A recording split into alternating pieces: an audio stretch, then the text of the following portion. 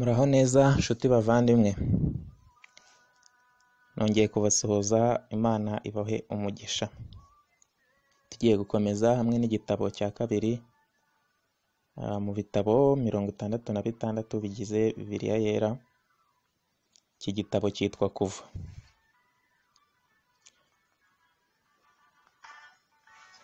Nyuma y'imyaka 400 ishyanga rya Isirayeli ryamaze ari imbata muri Egiputa, Imana yahagurukije Mose ngo akize Isirayeli.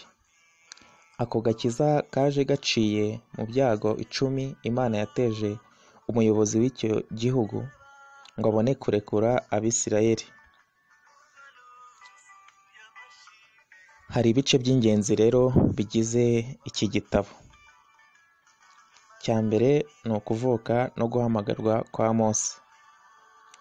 Mose yakuriye mu rugo kwa Farawo, ava muri Egiputa, ntiyashaka kugaruka.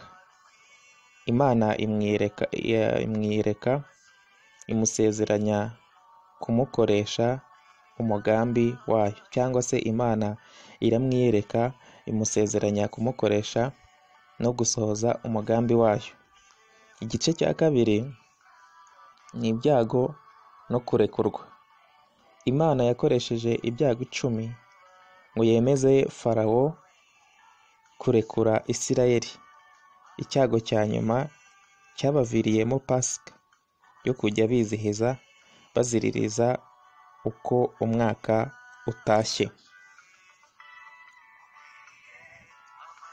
Igice cya gatatu, iki ngiki abantu benshi barakizi, nikitubwira amategeko 10 y'Imana.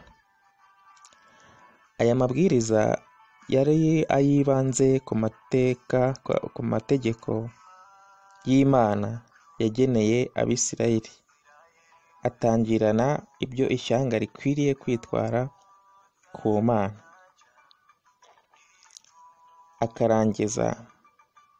akarangizanya ubusabane kuri buri umwe. Igice cya kane ni ikitubwira uko ihema ry'ibonaniro rikwiriye kubakwa.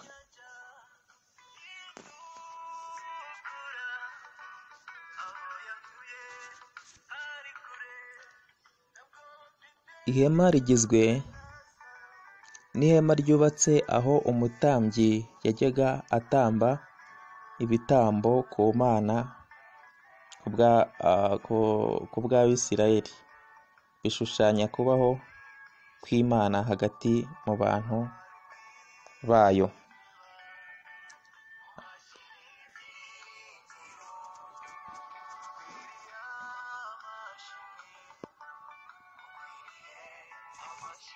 Hanyuma ndumva ibyo ari byo bice by'ingenzi bigize iki gitabo cyo Kuva. Ubutaha noneho tuzarebera hamwe igitabo cya gatatu cyo muri iyi Bibiliya cyitwa Abalewi. Hanyuma ubushize dusoza igitabo cy'Itangiriro, nigeze kubabwira nti nta muhanga mu by'Imana ugize aho wumva wanyunganira, cyangwa se hari igitekerezo waduha, cyangwa se iyi gahunda yagufashije. Ibintu by'Imana ntabwo ari kubyikomplikamo cyangwa se kubikomeza ngo tubigire intambara cyane. Wambwira uti hariya wabikora gutya kugira ngo birusheho kugenda neza, kugira ngo umurimo w'Imana urusheho gutera imbere, cyangwa se haba hari nk'irindi jambo ushaka ko twongeramo naryo ukaritubwira, cyangwa se waba ushaka kudushimira no kudutera inkunga, nomero ziba ziriho, mwatuvugisha, mwatwandikira haba kuri WhatsApp, haba no kuduhamagara, cyangwa se no kuri SMS zisanzwe, kugira ngo dukomeze dukore umurimo w'Imana. Abantu bamwe bamamaza n'amavideo ateye isoni, bakamamaza n'amaudio ateye isoni, bamamaza ibya Satani, kuba twebwe twafatanya tukamamaza izina ry'Imana nta gisebo kirimo, kandi ndumva ari byo byaba ari byiza kurusha kujya kwamamaza ibyo biteye isoni.